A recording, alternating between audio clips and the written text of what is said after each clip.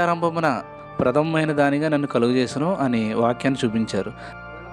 పూర్వకాలమందు తన సృష్టారంభమున తన కార్యములో ప్రథమమైన దానిగా యెహోవా నన్ను కలుగజేసెను అంటే అది చూపించి అది యేసుక్రీస్తు ప్రభు అన్నారు. ఇది ఎంత బ్లండర్ మిస్టేక్ అంటే మనం ఇంగ్లీష్ బైబిల్లో చూసినట్లయితే కనుక అక్కడ వాడబడిన పదం ఆ రూపంలో మనం చూస్తే అది ఒక స్త్రీకి ఉపయోగించిన రూపంగా ఉంటుంది. హెర్ అని అక్కడ ఉంటుంది. మాకు ఇంగ్లీష్ వద్దు, గ్రీక్ వద్దు అనుకుంటే కనుక ఒకవేళ కళ్ళు ఉంటే కళ్ళు తెరిచి చూస్తే కనుక అక్కడే క్లియర్గా ఈయన చదివిన దాంట్లోనే ఉంది, ప్రథమమైన దానిగా అని ఉంది. ఒకవేళ అది యేసుక్రీస్తు ప్రభు అయితే కనుక ప్రథమమైన వానిగా అని ఉంటుంది. ప్రేమన దేవుని వారలారా, మన ప్రభు అయిన యేసుక్రీస్తు నామమున వీడియో చూస్తున్నటువంటి దేవుని పిల్లలందరికీ శుభాభివందనాలు తెలియజేస్తున్నాను.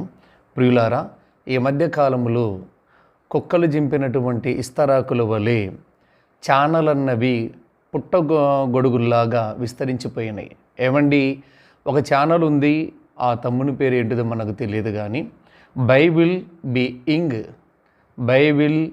బి ఇంగ్ అని చెప్పేసి ఒక ఛానల్ ఉంటుందండి. ఆ ఛానల్లో అతను మాట్లాడుతున్నటువంటి విషయం ఏంటిదంటే, టోటల్గా అతని ఛానల్లో సబ్స్క్రైబర్ ఉంటుంది 193 మంది ఎంతోమంది సబ్స్క్రైబర్ ఉంటారు. వారు సబ్స్క్రైబర్లు పెంచుకొనటానికి, అలాగనే వ్యూవర్స్ పెంచుకొనటానికి, బైబిల్ ఓపెన్ యూనివర్సిటీ మీద బురద చల్లటానికి వీరందరూ కంకణం కట్టుకొని ఇదిగో పుట్టగొడుగుల్లాగా ఏ విధంగా అయితే ఛానల్ పుట్టుకొని వస్తున్నాయి సోషల్ నెట్వర్క్లో, అలాగనే వీరు కూడా ఒక channel ప్రారంభించుకున్నారు.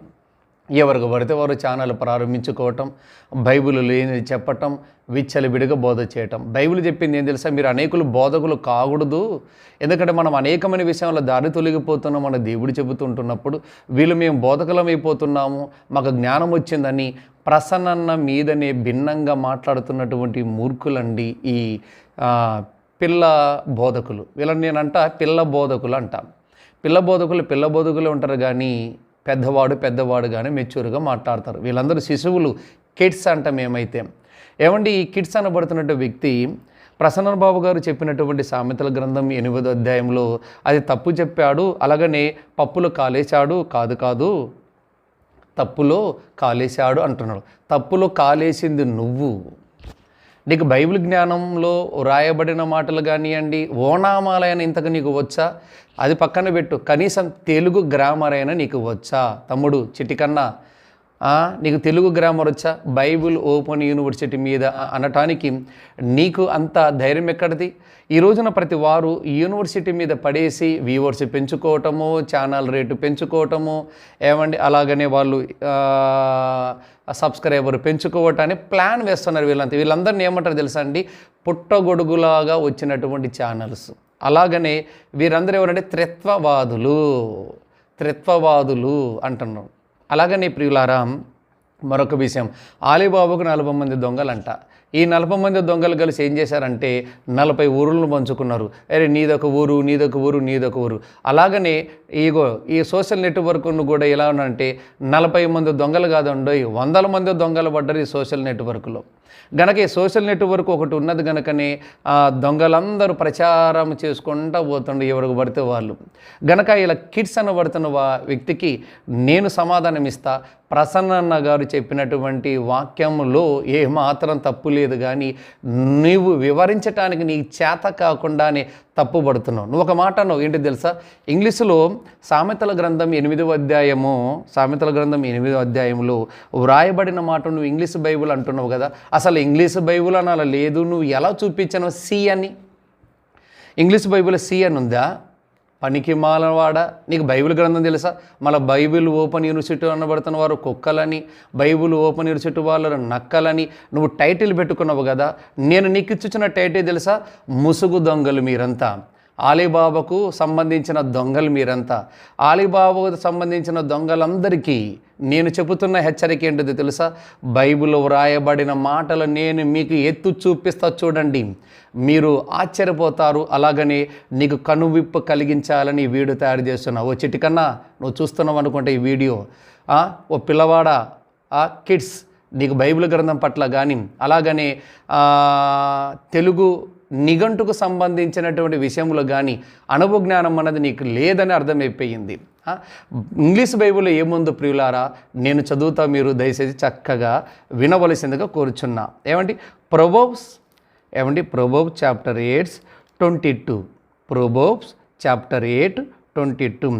The lord created me first of all, the first of his works long ago అని ఉంది. ఇక్కడ ఏముంది? HIS ఈజ్ వర్క్స్ అని ఉంది. ఈజ్ వర్క్స్ అని ఉంది. ఇప్పుడు హీజ్ అంటే ఏంటి అర్థం ఇక్కడ? ఒక మాట నేను చెప్తా చూడండి. ఇంగ్లీషులో ఎప్పుడైనా కానీ HIS ఈజ్ అని ఉపయోగపడింది అనుకోండి సెంటెన్స్, అది ఎవరికి ఉపయోగింపబడుతుంది? మెన్కు ఉపయోగిస్తారు.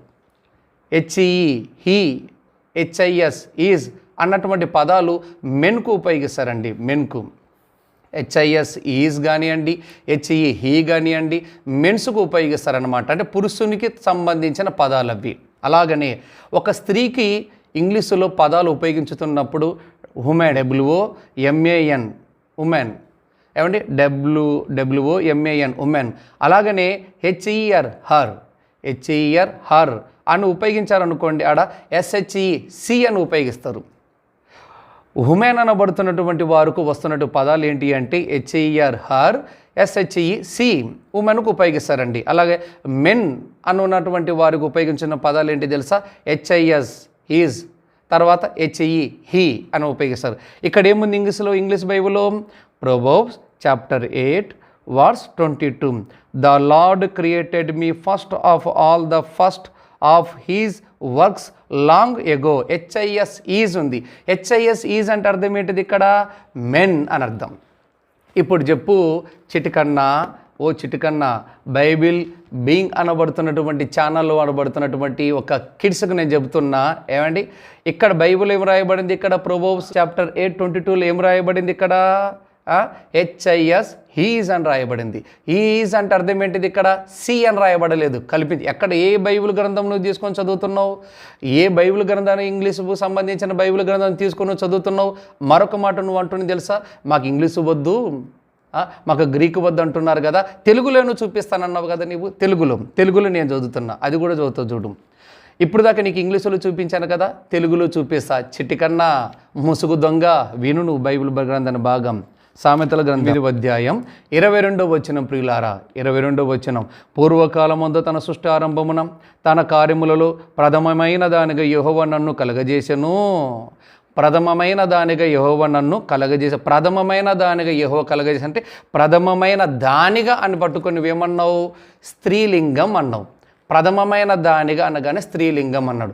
ఒక ప్రశ్న అడుగుతున్నా నేను, ఏంటిదంటుంటే సృష్టి ఆరంభమున ఏ స్త్రీ పుట్టిందిరా నాయన చిట్టికన్నా?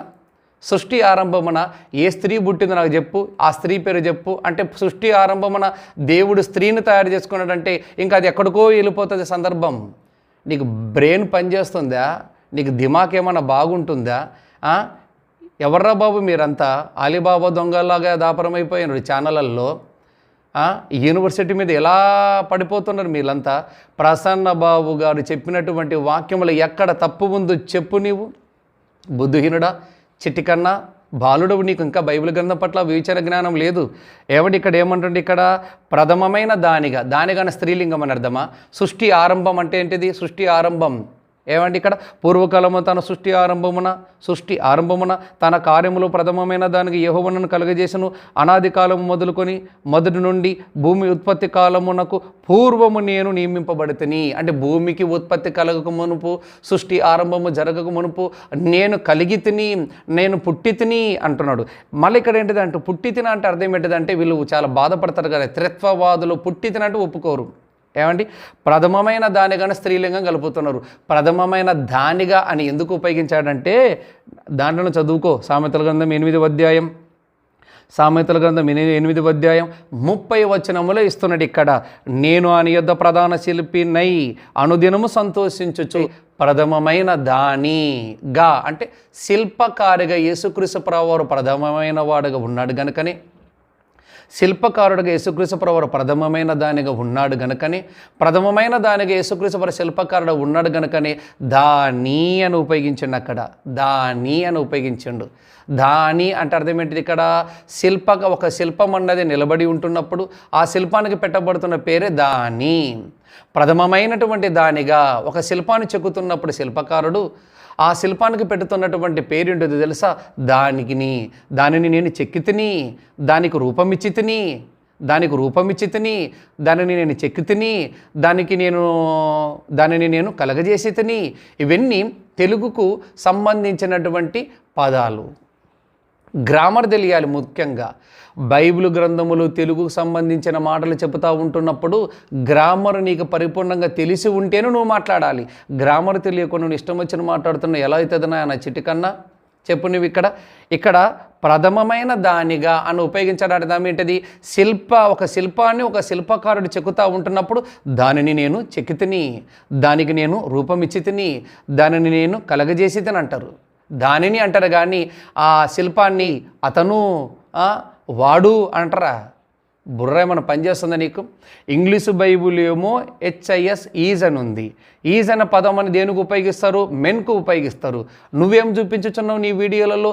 సి అని చూపిస్తాను. సి ఉంది అక్కడ. నీవు ప్రేమల దేవుని పిల్లలారా, ఎందరైతే ఈ వీడియో చూసి ఉంటున్నారో, ఇలాంటి దుర్మార్గులు అనబడుతున్నటువంటి ఆలీబాబా లాంటి ఒక దొంగలు ఉంటున్నారు కనుక ఛానళ్ళల్లో, వీరందరూ మీరు పట్టించుకొనకుండా ప్రసన్న బాబు గారు చెప్పింది వాక్యం కరెక్ట్ కనుక వివేచించి ఆలోచించి ముందుకు కొనసాగాలని ప్రభుపేట కోరుచున్నాను. అందరికీ వందనాలు.